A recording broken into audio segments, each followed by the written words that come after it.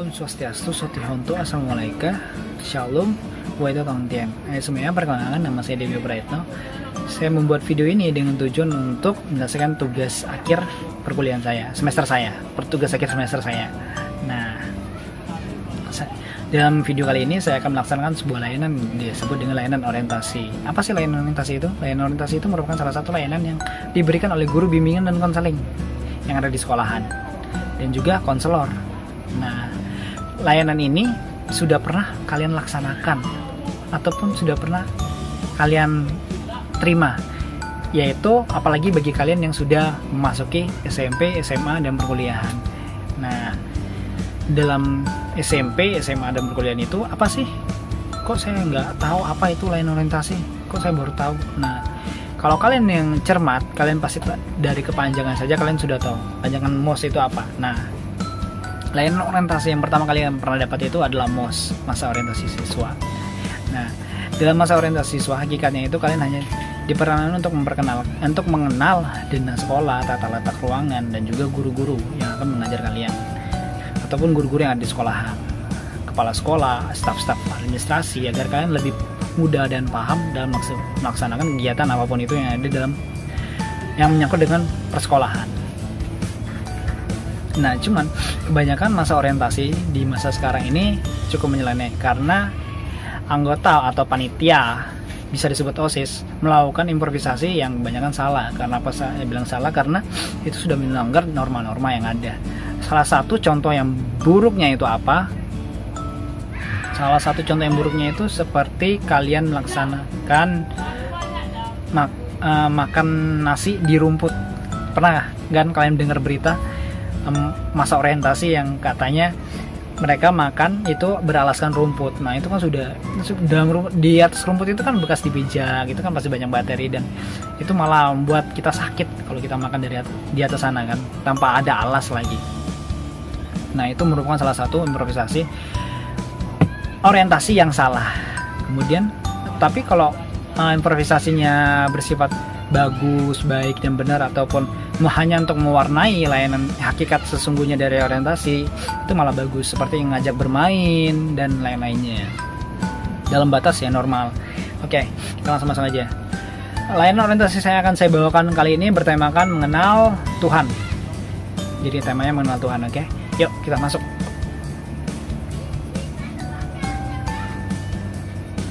Nah, ini kalian harus perhatikan baik-baik. Nah, ini harus kalian baca dengan benar ya. Nih, yang saya tanda ini kalian baca baik-baik. Nah, karena apa? Karena informasi yang kita peroleh dari internet, YouTube, video, blog, dan lain-lainnya, ya YouTube, video lah ya. Pokoknya yang sumbernya belum tentu bisa 100% benar. Jangan kalian cerna, jangan kalian telan mentah-mentah, karena bisa saja informasi tersebut salah. Kenapa? Informasi yang masuk melalui internet itu kebanyakan bisa bersifat salah. Maksudnya bersifat salah itu maksudnya gimana? Informasi yang masuk itu belum tentu benar ataupun salah gitu loh. Maksudnya salah benar salah, dan disebarkan langsung melalui internet. Kemudian ada juga ya ada sih beberapa informasi yang sifatnya emang benar dan bagus. Nah, karena itu untuk memilah kedua itu kita harus jadi penonton yang cerdas dan cermat. Jadi setiap ada informasi yang kita terima dari internet, jangan kita telah mentah-mentah. Kita ketahui dulu apakah itu benar ataupun tidak.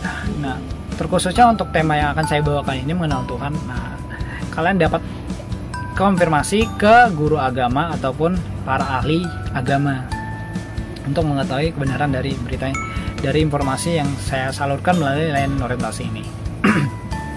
Nah, selain guru agama, ahli-ahli agama itu seperti apa? Ahli-ahli agama itu kalau seperti agama Islam dia bisa ustadz, kemudian kalau agama Buddha bisa biksu, kemudian kalau dalam agama Hindu bisa pertapa, kalau dalam agama Kristen kalian bisa tanya sama Romo, Kemudian kalau dalam agama Konghucu, karena ini cukup baru saya tahu, informasi juga masih cukup minim, kalian bisa tanya langsung ke tempat ibadahnya. Kalian bisa tanya langsung sama orang-orang yang ada di sana. Ataupun juga kalian juga bisa bertanya ke teman-teman kalian. Cuman kalau kalian tanya ke teman-teman yang menganut agama tersebut, setiap manusia itu memiliki pemikiran beda-beda, sudut pandang yang berbeda.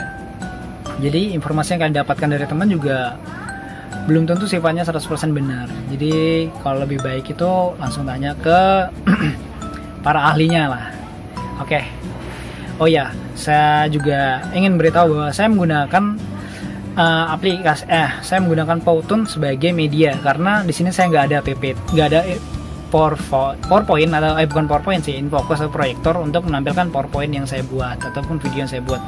Jadi saya menggunakan screen record dan saya pakai untuk pembuatan videonya itu menggunakan Powtoon. Bisa kalian lihat di sini ya. Ini untuk membantu, ini lumayan bantu lah. Kalau kalian mau support Powtoon sih bisa gunakan akun premium. Oke, ya. Langsung kita masuk. Yang pertama, salam dalam setiap agama. Seperti yang saya ucapkan tadi. Pasti kebanyakan dari kalian nanya, kenapa sih tadi kok pembukaannya dengan mengucapkan salam dari setiap agama gitu? Apa boleh ya? Ya, itu pertanyaan yang udah lama dan juga mungkin masih beberapa tidak mengetahui tentang hal ini. Mengucapkan salam itu sangat baik, apalagi dalam setiap agama mengucapkan salam itu sangat baik, sifatnya bagus. Nah, kalau kita mengucapkan salam dalam setiap agama, salam dalam setiap agama seperti yang tadi saya ucapkan, itu tidak, kalau menurut saya itu tidak masalah. Karena apa? Karena memiliki arti yang bagus dan juga mengucapkan salam itu baik. Bisa kita lihat nanti pas aku bahas satu-satu. Oke, langsung kita masuk ya. Masuk satu.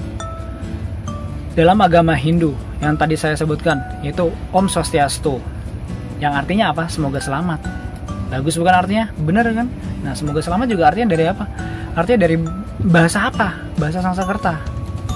Nah, jadi secara tidak langsung saat kita mengucapkan salam itu kita berarti bisa berbahasa dalam banyak bahasa. Selain dari bahasa yang kita pakai sehari-hari, bahasa Indonesia, kemudian bahasa yang kita pelajari, bahasa Inggris, kemudian bahasa Arab, dan juga bahasa Mandarin. Nah, kita juga bisa mengakui bahwa kita bisa berbahasa Sanskerta walaupun itu cuma sebatas salam. Nah, jadi bagus bukan? Selain kita mendoakan seseorang dengan baik, kita juga bisa berbahasa yang banyak. Oke, Om Swastiastu di sini artinya semoga selamat. Jadi setiap kita mengucapkan Om Swastiastu, kita mendoakan seseorang semoga selamat. Kemudian kita masuk ke agama Buddha. Agama Buddha yaitu Sotihontoo yang saya sebutkan tadi di awal, yang artinya adalah semoga kesejahteraan ada pada Anda. Ini berasal dari bahasa Pali. Kemudian kita masuk ke yang ketiga dari agama Islam, yaitu Assalamualaikum. Tapi yang tadi saya sebutkan adalah Assalamualaikum. Nah, sebenarnya kalau yang saya dapatkan dari sumber, Assalamualaikum itu dari umat Islam, umat Muslim kepada umat yang non-Muslim. Assalamualaikum yang artinya apa? Salam kesejahteraan hanya buat kamu. Bagus bukan? Bagus banget artinya. Jadi setiap salam ini semuanya arti bagus. Tapi kalau di sini, kalau yang Assalamualaikum itu juga bisa sepertinya digunakan untuk orang umat biasa, umat Islam ke umat biasa juga sepertinya boleh. Karena artinya juga bagus loh. Artinya ini gini, kedamaian dan kesejahteraan bagi yang mengucapkan. Jadi kita itu mendoakan bahwa diri kita semoga selamat. Kita mengucapkan kita mendoakan diri kita itu dalam keadaan damai dan kesejahteraan, dan kita secara tidak langsung memaksa seseorang untuk, kan dalam agama Islam kan kalau hukumnya kalau kita mengucapkan salam wajib membalas salam tersebut. Jadi kita memaksa seseorang untuk mendoakan diri mereka sendiri selamat. Jadi itu merupakan perbuatan baik secara tidak langsung. Nah, itu dari Assalamualaikum ini berasal dari bahasa Arab. Nah, langsung kita masuk ke agama Kristen Protestan dan dan juga Katolik. Nah, kenapa saya satukan meskipun ini berbeda dan banyak yang itu kan berbeda itu. Katolik sama Protestan itu berbeda. Nah, karena pengucapan salamnya itu sama, yaitu Shalom, artinya damai, berasal dari bahasa Ibrani. Wah, keren dong, kita bisa bahasa Sanskerta, Pali, Arab, dan Ibrani. Nah, kemudian yang terakhir yaitu Konghucu, Weite Tong Tien, seperti yang saya sebutkan. Di sini tulisannya Weide Dong Tien. Nah, dalam bahasa Mandarin atau bahasa Chinese itu D itu dibaca dengan T. wei te tong tien. Nah, kalau salah mohon dikoreksi ya, karena saya tidak pasti dalam berbahasa Chinese ataupun Mandarin. Nah, yang artinya apa? Kebijakan Tuhan berkenan. Nah, ini berasal dari bahasa Chinese. Nah, Chinese itu biasanya Mandarin. Nah, oh ya, ini untuk juga peringatan ya. Untuk kalian ingat juga, aku mengurut-uruti lah semuanya ini tidak berdasarkan kesukaanku terhadap agama tersebut, melainkan berdasarkan awal pertamanya agama tersebut masuk ke Indonesia. Kan dalam sejarah bisa kalian lihat juga agama yang pertama kali masuk itu agama Hindu dan agama Buddha, kemudian disusul dengan agama Islam dan Protestan dan Katolik. Kemudian yang baru-baru ini, tidak baru-baru ini sih, tapi cuman yang terakhir masuk ke Indonesia itu agama Konghucu yang sudah disahkan sama bangsa negara Indonesia, negara kita. Oke, langsung kita masuk ke materi berikutnya. Materi berikutnya adalah sebutan Tuhan dalam setiap agama. Nah, kita tunggu sampai selesai ya.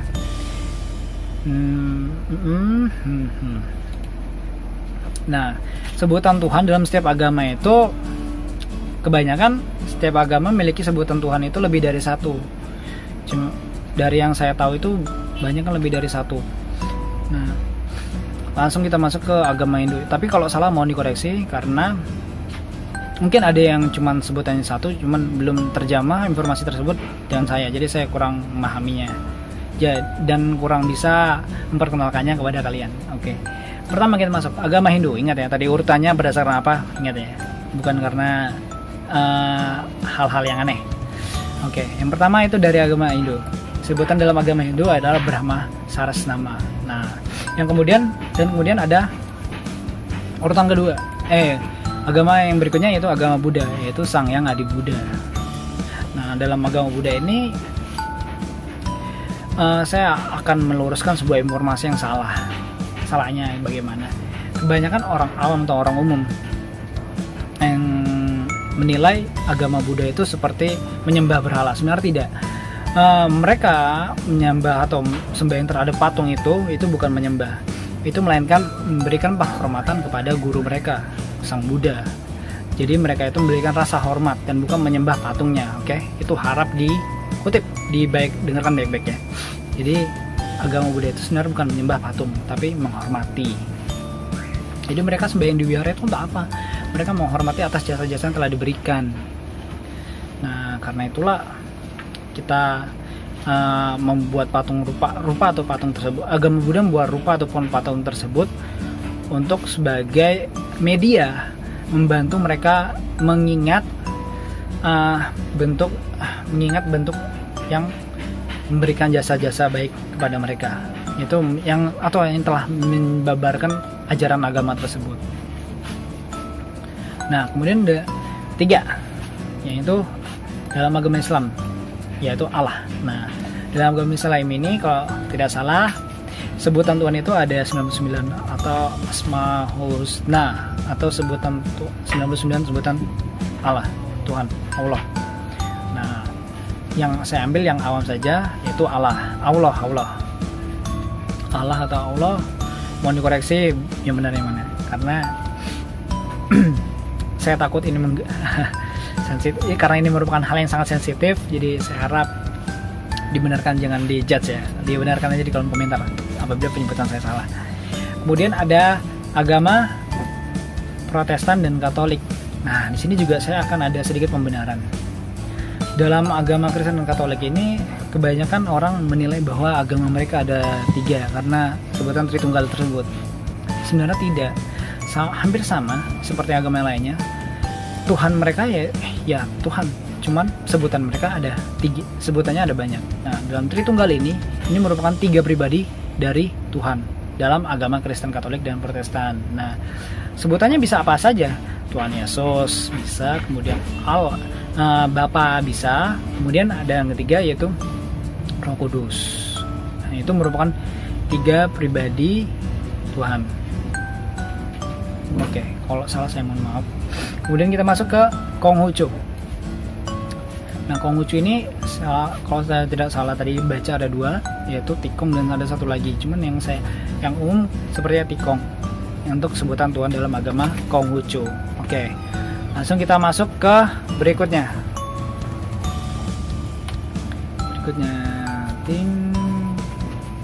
Yaitu golongan manusia dalam mengenal Tuhan. Itu ada 3 secara umum. Nah, secara umum manusia itu dalam mengenal Tuhan itu ada 3 golongan.